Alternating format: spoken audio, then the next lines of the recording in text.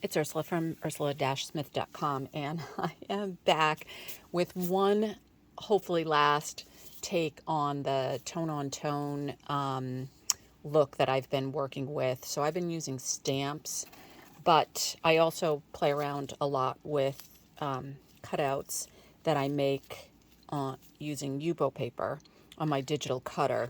And so I've been playing around with using that in the same type of tone-on-tone vein that I've been playing around with stamps. So I just kind of wanted to wrap this whole thing up, show you how I'm using the Yupo paper cutouts, and then kind of walk through the different papers and any thoughts that I have on the techniques and any tweaks that I'm making now versus when I first started doing this a few videos ago. So one of the things that I've changed is letting, after I wet whatever it is that I'm using to do the tone-on-tone, especially with the Yupo paper, I let it actually sit there for a little bit of time rather than taking it off. The other thing that I've been trying to do is either drying it completely with a heat gun or letting it air dry completely. And not kind of, I was doing it, heating it with the heat gun to see if it was developing without having to add more water. And what I found is if I don't dry it all the way, I dry it part of the way, I think it looks good, I let it go, especially when it comes to the Distress Oxide. I kind of sometimes get surprised after it's been sitting there. So I'm going to go through my new way of doing things and kind of talk about, like I said, the papers. And I'm also, there's one that I did that I didn't like, and we're going to try and fix it as well. So first thing I'm going to do, so this background that I have is, you'll see the back. This is it's not the Distress Craft paper. So the whole reason I started down the path of trying all these different papers is I had this laser paper, and I put the link to it on my associated blog post. I got it at Amazon. It's made to be able to print on a laser printer. So that was one of the reasons I wanted to buy it, because I wanted to foil it. But I also tried it on my digital cutter, and it cut pretty well. And so what I was trying in this, or what I am trying in this go round, is this laser paper coated with distress inks, and then we're going to do the tone-on-tone technique using Yupo paper cutouts, so that you can see how the laser paper ends up working. And the whole reason I was interested in trying this again is it cuts really well on the digital cutter. So I'm using the Black Cat Cougar rather than my Silhouette for the, what I will call the thicker, kind of more off or heavier papers. And so that is the cutter that I cut this paper with. So I'm going to take my Yupo paper cutout, and you want to make sure that it's clean-ish. I mean, I have a little bit of ink on it, but it's not terrible.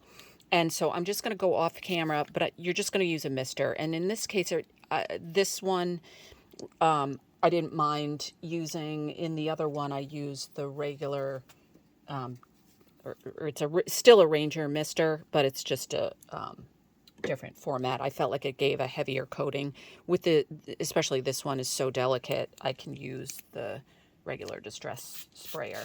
So you're just going to spray the Yupo paper cutout, and then you're going to place it down just like you would if it was a stamp. And then what I typically do is I cover it with a scrap piece of paper. And then a lot of times I'll put something over it just to kind of keep that down. But what I'm going to do is actually, I'm just going to work on top of it.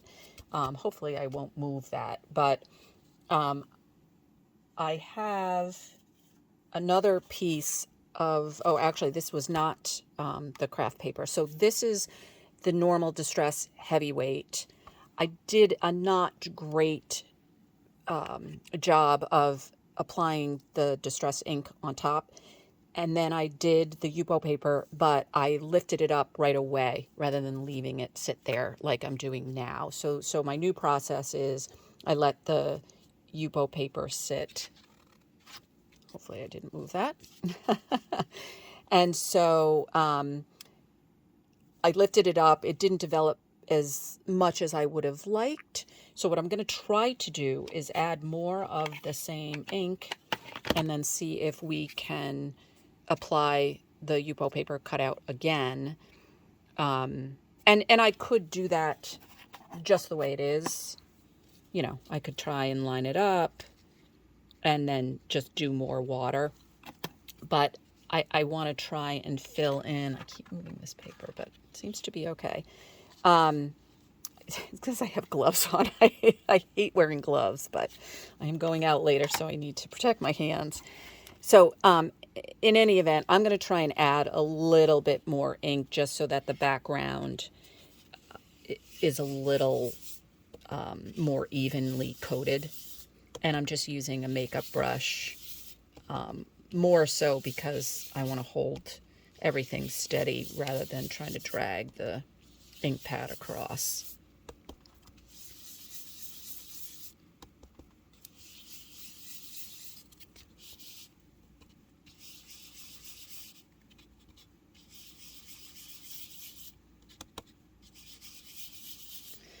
And I'm just trying to fill in the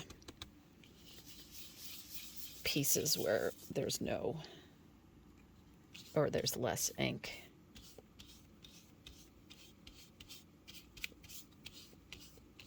And generally, I will give this a little zap with the heat gun, but I'm gonna live dangerously right now and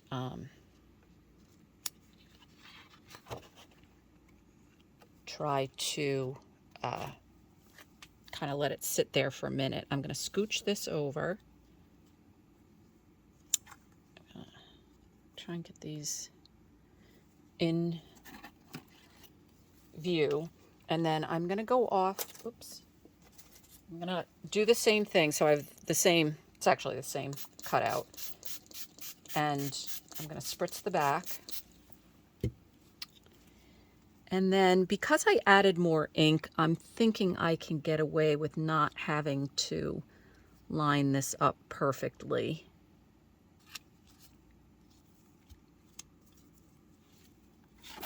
And then, so now this is what I normally do. I just take jars that I use for water and I kind of just put them on top and let it sit there for a few minutes.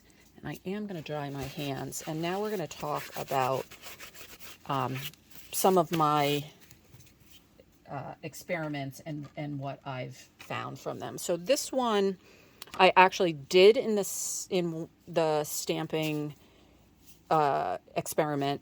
This was the colored craft paper. It started out as like a green color. And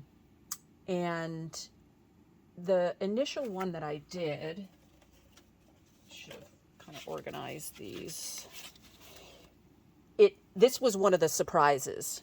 So I had added frayed burlap distress ink onto the greenish cardstock, stamped it with water, and then I had spritzed it a little bit with water to get the little speckles. Then I stamped off with water, and it looked like there was going to be a bigger contrast between this upper part and the lower part. I think I stamped it a couple of times, if I remember correctly. But in any event, because I added water up here as well as down here, the oxidation was the same. And so I still liked the look, but it was a little less contrasty. So I did it again, same colors. I didn't spray up here, and so the contrast is just a little bit better in my opinion. I feel like I only stamped off twice. I feel like I probably could have gone in one more time to lift off more ink. And you know, I might have gotten a little more contrast out of it. So I think it will probably depend on colors of inks and the colors of the underlying cardstock. And here's what I mean by that. So don't look at this side for now.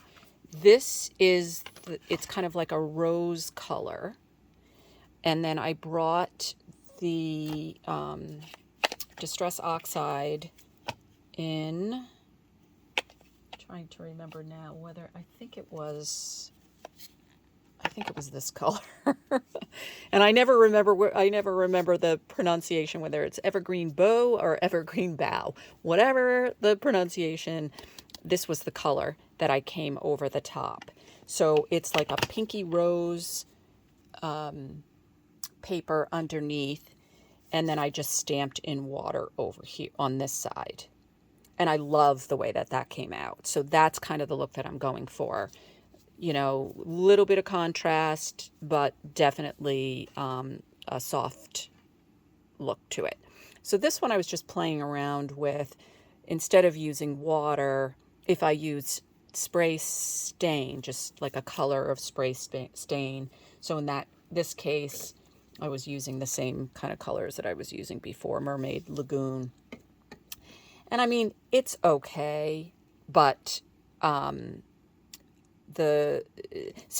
using the Yupo paper cutouts as a stamp with the spray stain just is kind of, it's doable, it's tricky, and in this case, probably I went a little too heavy-handed with it. Might have done a better job, actually, if I had spritzed it with water. That's my thinking. I haven't followed up on that. But in any event, I did want to follow up with the look of the Distress Oxide stamped off with water on the colored craft paper, and possibly going with real contrast between the two colors might be a better way to go. So that's and this one I did the technique that I'm doing now, where I let the the Yupo paper cutout with water sit there for a good amount of time.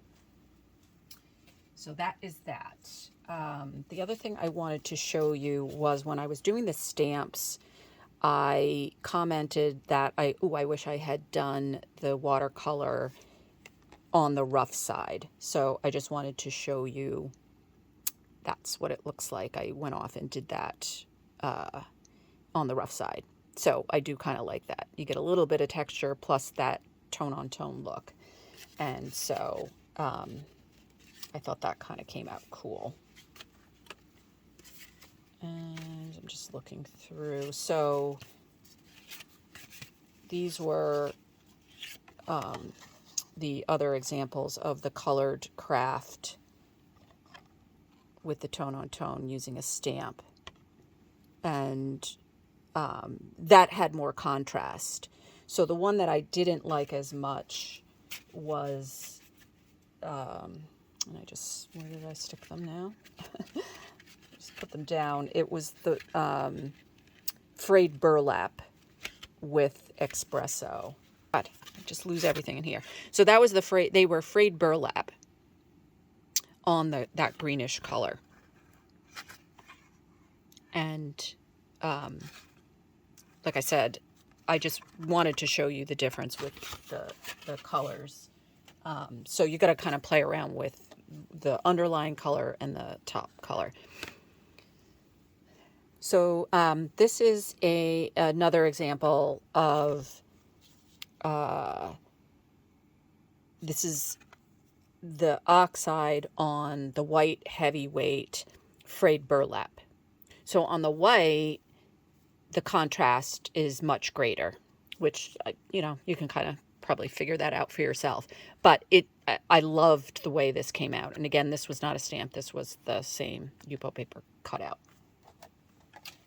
So the other samples with the Yupo paper cutout, this is Distress Oxide on the plain heavyweight, so not the white.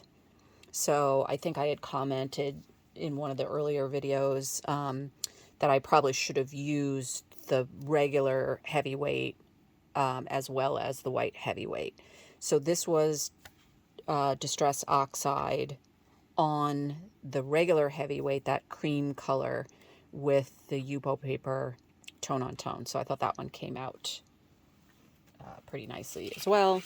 This was that laser printable paper, so the craft colored laser printable paper with regular distress ink. And it's, let me see if I can really kind of get in there. I love the way this came out. I didn't do as smooth an application of the distress ink as in the example that I'm trying to fix, but on the craft paper, I didn't mind the way that this came out. It's a super subtle background, great for layering things on top, and I just love the way this one came out. I'll probably scan this and then use this as basis for cards and things playing around in Photoshop. So again, that was that laser printable paper with just regular distress ink, again in the Uncharted Mariner. So like that one. And then this was that same laser printable paper with Uncharted Mariner in Distress Oxide. And again, not an even-handed, but again, where the craft poked through and then there's oxidation going on, a nice, subtle, soft background. So, so I am liking this craft colored laser printable paper, and I actually went out and bought it in other colors too, like I said, because I thought that it cut really well as also. And then this is again the regular heavyweight, that cream / vanilla color with the spray stains, and then the same technique that I'm doing now where I spritz the Yupo paper, cut out, let it sit there for, you know, a few minutes, and then removed it, and then I just let all of these, I just let air dry. I did not go in with a heat gun. That's my tendency anyway, because I just kind of do one, let it, you know, put it aside, move on to the next, and I kind of just do these experiments in bulk. So now let's go and remove. So that is again, and so once you remove, if there's ink, you should spritz the ink, the Yupo paper cutout, and just kind of dab off the ink so that you're ready to go next time, but I'll do that off camera. And so this one right now kind of looks a little hazy, so we'll see. Again, my new process is I just let it sit and see how it develops. And then if I don't like it, as in this case, I can come back in either directly with water or add a little more ink and then, you know, do it again. So this one is a little bit heavier coating of ink because in this case, it's Distress Oxide, but it's not the ink pad. This, I don't know if I mentioned, this was sprayed with Distress Oxide sprays. And so I used frayed burlap and broken china in this case. So I'll let this go off and develop, and when this one and this one are done, I'll come back and then show you, you know, when it's fully dried. Okay, and so that is the tweaked version. So this one I can already tell is you know, I'll let it air dry, but it's much more defined, and more of what I was kind of looking for. So still that tone on tone look. But just, I didn't like the way it was before. And again, this was the regular heavyweight, with regular Distress ink in Uncharted Mariner. So I'm going to go off and let these all develop. And when they are finished, I will be back. And hopefully this is a little more helpful. You can see the different colors. Actually, I might as well go through all of the samples again. So that is, so this is heavy spray, again on the rough side of the watercolor. This is craft in Uncharted Mariner, with a Yupo paper lift off in Uncharted Mariner Distress ink. And then that was the colored cardstock. This was frayed burlap. And then this is, regular cheap white paper cardstock with Distress Oxide in Uncharted Mariner. That has nothing to do with this. And then this was using a stamp with the spray stains on the regular heavyweight, not the white version. And then again, these were the colored craft. That was with the evergreen color.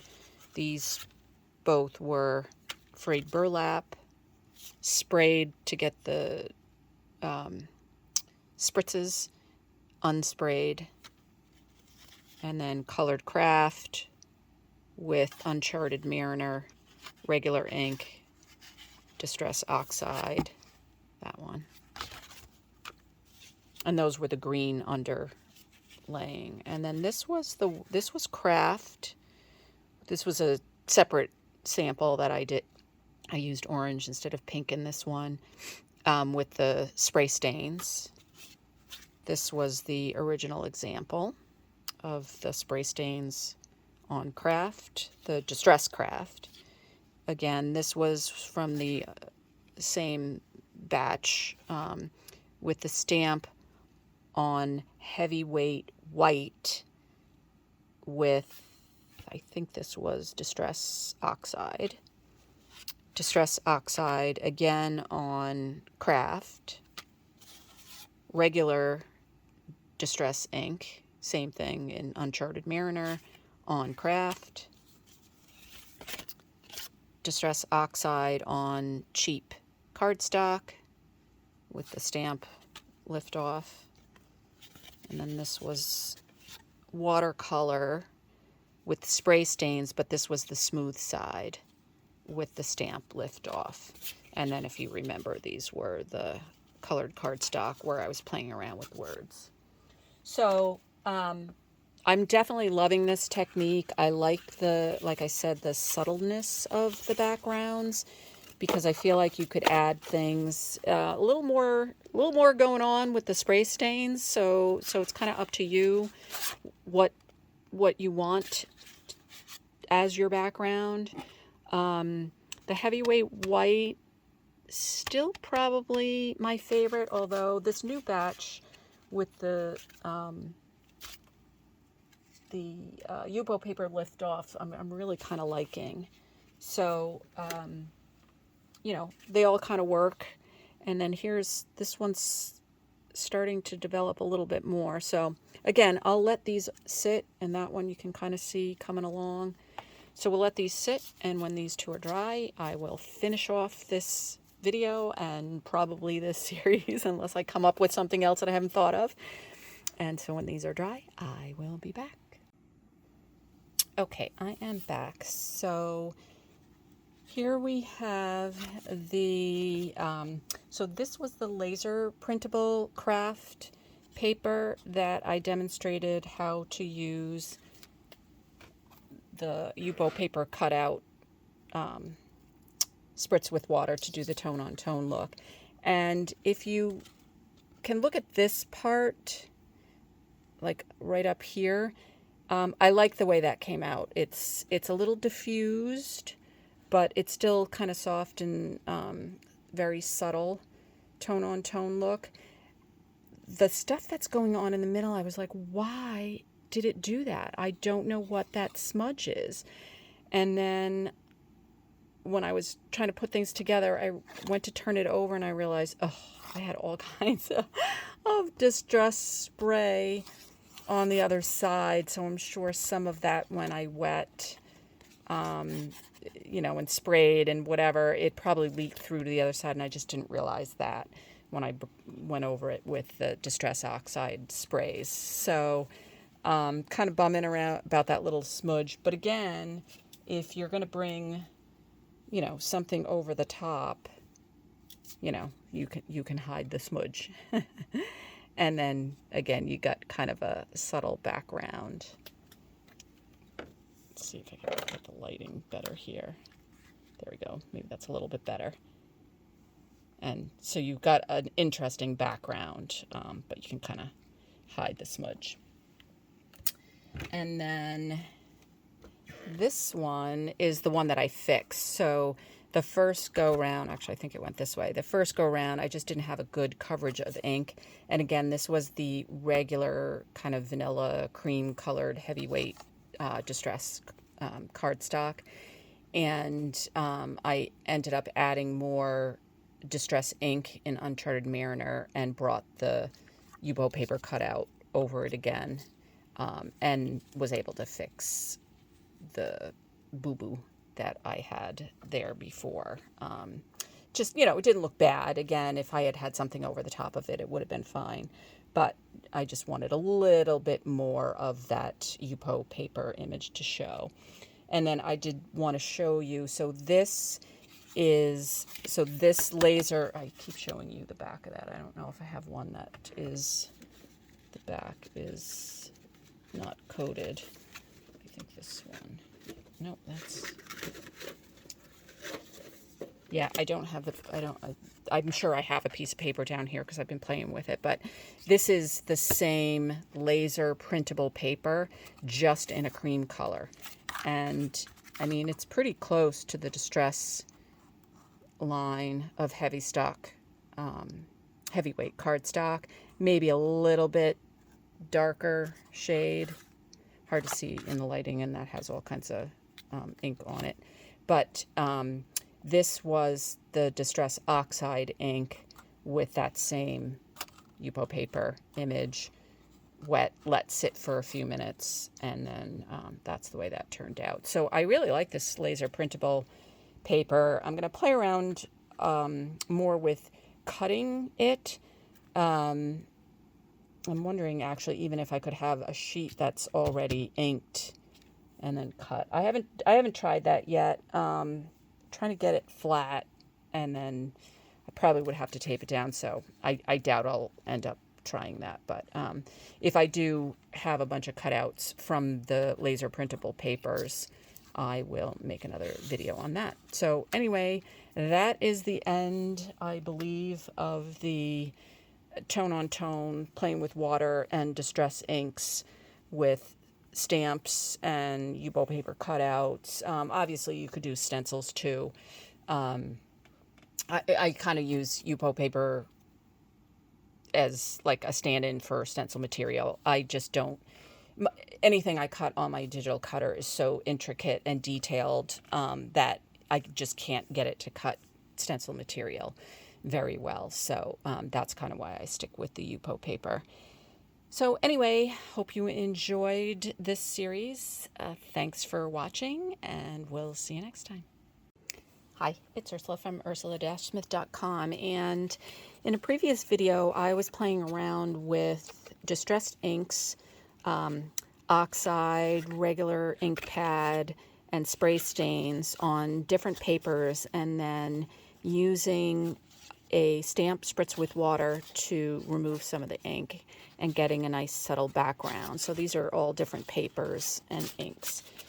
And I had a thought as I was doing it that sometimes I have paper, I mean, this is just a sample, but I use just sheets of paper to mop up ink when I'm playing around with any of the distress inks, and I end up with big sheets of paper, some of which are really kind of cool.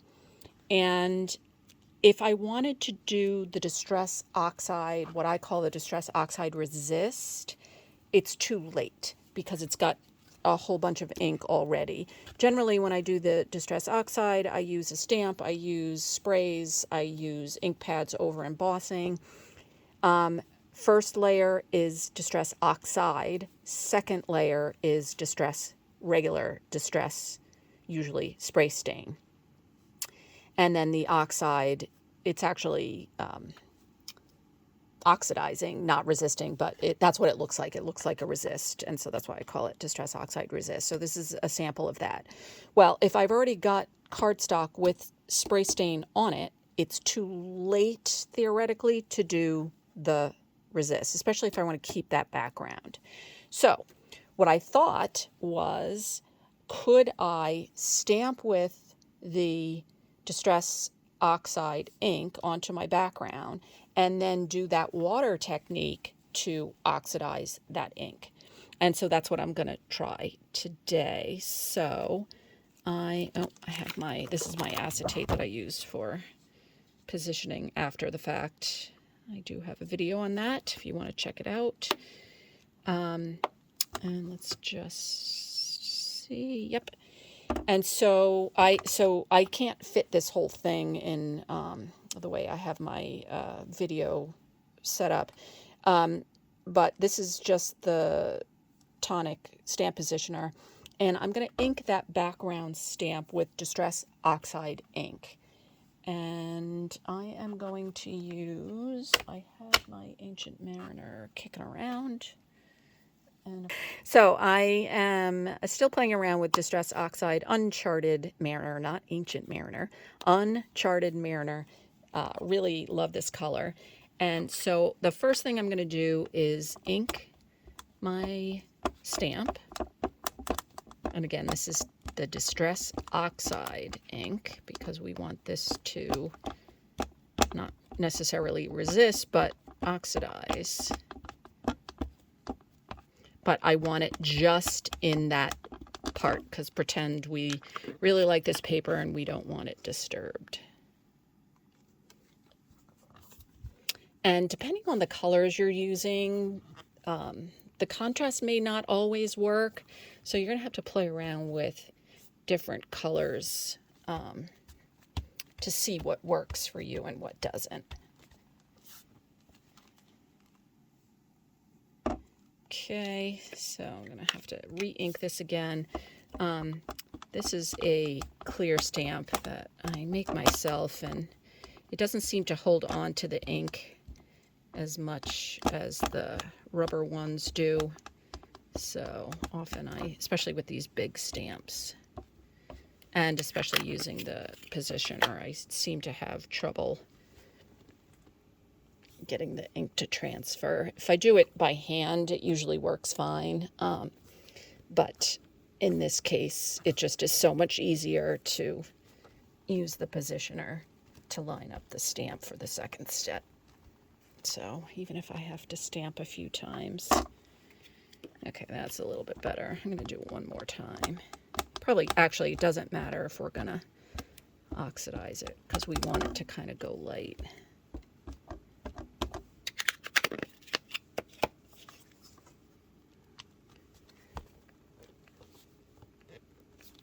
So, and if you saw, there's not a huge amount of contrast between the dark background and the blue. I mean, it's pretty. Actually, I love this color. This is one of my favorite colors.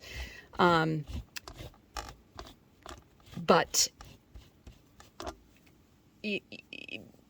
oxidizing it will make it show up a little bit better. So I'm just going to zap it with a heat tool just to be on the safe side.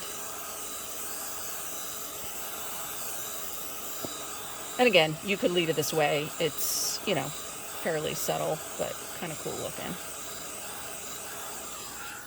But we want to test my theory.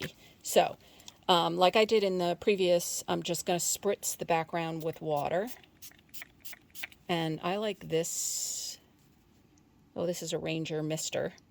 I like this for this particular technique even better than the Distress Sprayer. It just gives a more even coat, I feel like, on the background stamp. And then I just use a rag or a paper towel or whatever I got kicking around just to kind of wipe around the stamp just so there's no big pools of liquid dripping. And then I bring it down with the water on it.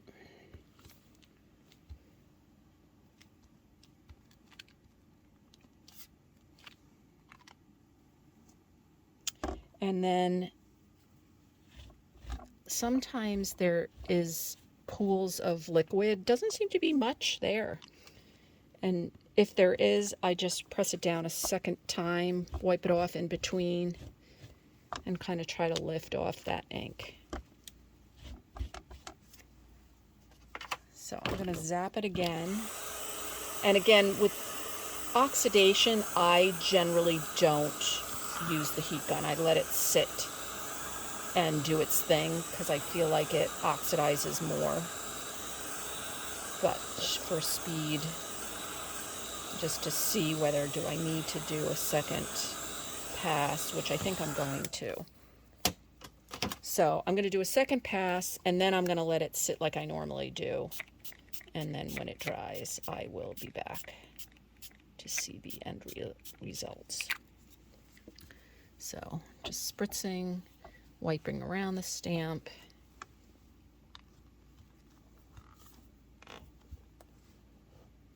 And maybe with this technique, I might want the water to sit there rather than picking it back up.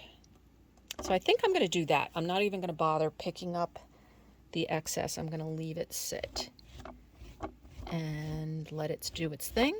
And when it's done, I will be back. Hi, I'm back, and I wanted to show you after letting this dry how it turned out.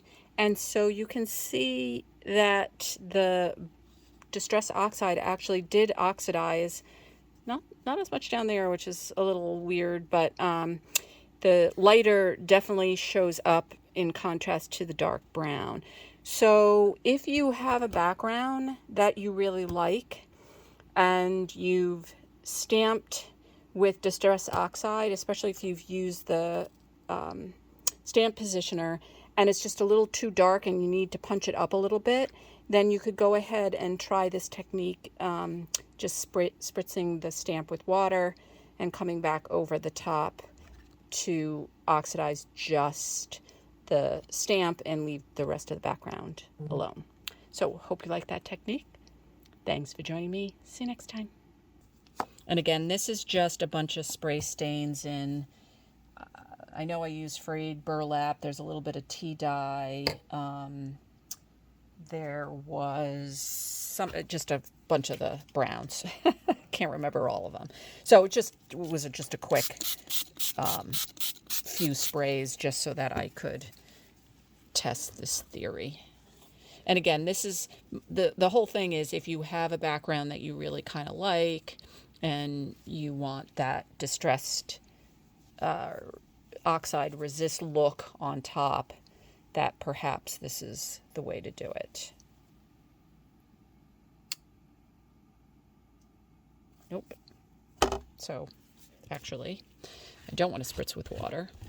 That's just the straight tone-on-tone look. Sorry, brain cramp. So since this was wet, I am going to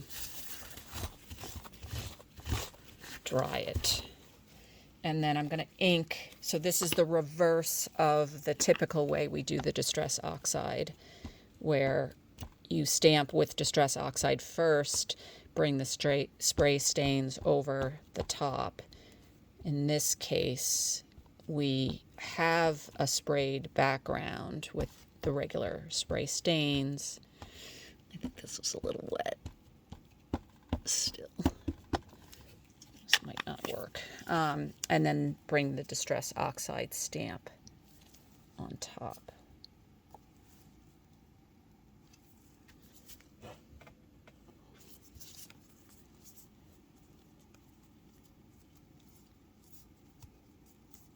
So we might have to stamp this. Again, this is a clear stamp, polymer stamp. I still like red rubber better. I feel like these still don't stamp quite as well. Okay, let's do, I'm going to dry this side because that side was, it seemed wet. Try and bring a little more ink.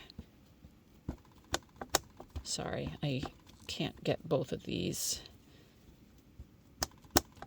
in the video shot.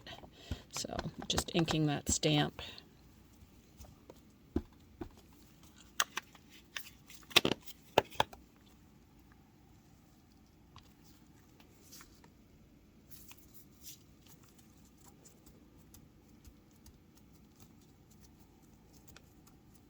And I'm just trying to get, you know, mostly an even amount of color.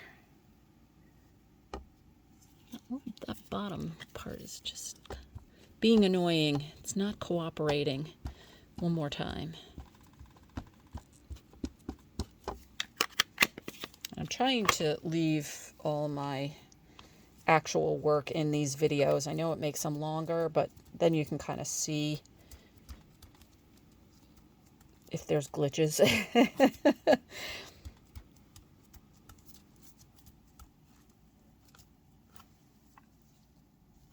Still. There we go. Just not getting that bottom edge. Okay, that's close enough, I think. All right, so now what I'm going to do is, because we want this oxidized, we're going to spray again with water and bring it back down. And I'm not going to clean it. I'm just going to leave the ink, whatever ink is there, because that will oxidize too.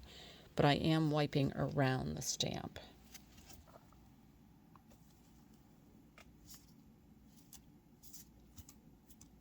And then in general, like I said, I'm kind of leaving the stamp down a little bit longer when I'm doing it off by myself. But I'm not going to make you wait.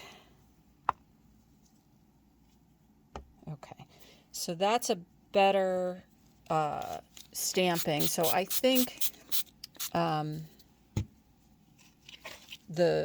for this technique, even though typically when I do the Distress Oxide Resist, I'm typically using just cheap cardstock. But if we're doing it this way, I do think it probably works a little bit better with the heavyweight. I'm sure the watercolor would work equally as well, but I think the smoother paper with a little bit of the coating probably just helps. Okay, so that looks like it's probably going to oxidize pretty well. So once again, I'm going to go off and let that air dry. And when both of the samples are done, I will be back.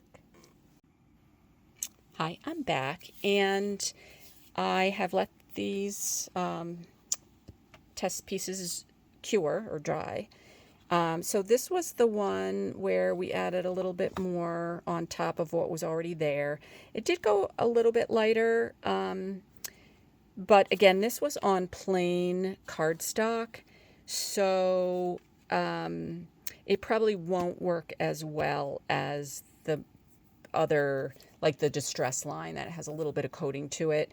That just reacts with water a lot easier. In fact, I'm actually surprised at how much I can get the plain cardstock to do with water and Distress inks and sprays, given the fact that it's just, cheap cardstock uncoated.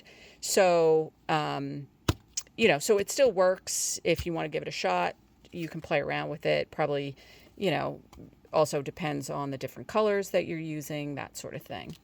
And so then this was the regular distress heavyweight. Nope, this is the heavyweight white cardstock. And so a little bit crisper image, a little bit lighter, also used lighter ink, so that probably could have something to do with it as well. So again, a lot of this depends on color combinations, but I do think the image stamped off nicer on the distress line. Whereas with the distress resist, sometimes I actually like it better on the uncoated plain cheapy cardstock.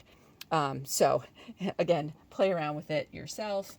And then the last thing I did want to show you is this is in the one of the earlier videos in this Tone on Tone series. I talked about this paper, craft paper, that is laser printable, and also turns out I can cut it on my digital cutter that I just ordered off of Amazon.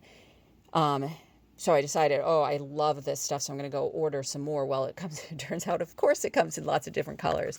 So one of the colors is this cream color, which is very similar to the distress line, the heavyweight, in the tags, like that heavyweight cardstock, that kind of manila color. It's very similar. It doesn't work quite as well as the actual distress line, I feel, but it's probably somewhere in between the distress line and the office product cardstock, uncoated. So, and then again, this was super, super heavy, dark, probably walnut stain ink that I then came over with the same distress color, distress oxide color in Uncharted Mariner. So again, shows up darker because it's over a darker background. So even though it oxidized, it still had darker ink underneath. So again, different color combinations will give you different looks, but it definitely works. So I'm super excited about that paper, and on the blog post I will have a link to the paper. So thanks for joining me for this reverse oxidation to the normal one that I usually do. Hope you enjoyed it. Thanks for joining me. See you next time.